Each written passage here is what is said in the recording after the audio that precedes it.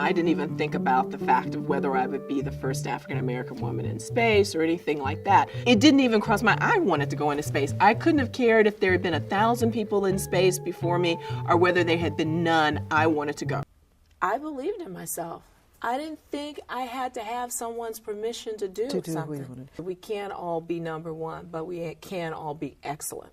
Absolutely. In what we do. Absolutely. Even as adults, we're afraid of making mistakes, so we don't try things. So my mother would you know, tell me to look things up. One of the things that I thought was most unfair about her is that I would ask her how to spell a word, and she would tell me to look it up. And I said, how can I spell the word if I look it up if I can't spell the word? She says, sound it out.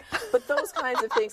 She didn't go away and leave me. She didn't make it easy. Woman, chemical engineer, scientist, physician, teacher, dancer, and former astronaut Dr. Mae Jemison was also the first African-American woman in space.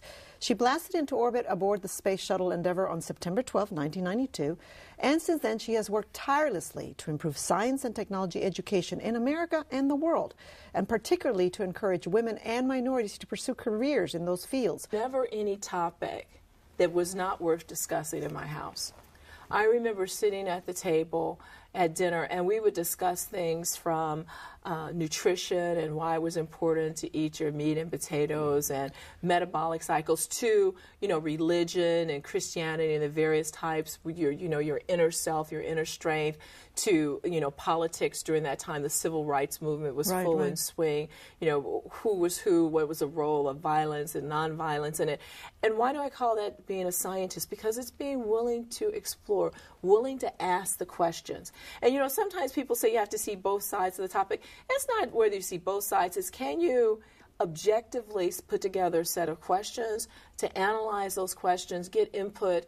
You know, we couldn't sit there and have these discussions sort of, oh, well, here's what I think. You had to read the books. You have to have some information you could bring to the table. And it wasn't done in a way that, now here's your assignment. It was just part of life. It was just fun. It was part of life. It was just part of life. Yeah. I thought it was important to take to space with me things that represented people who sometimes are not included. So I took a poster of Judith Jemison performing the dance cry.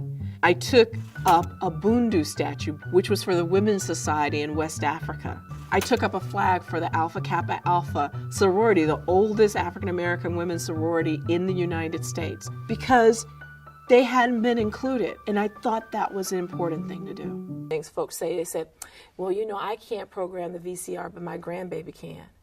You know, nothing about that is cute. Nothing about that is cute. Girls, you know, here we are in our 50s, 40s.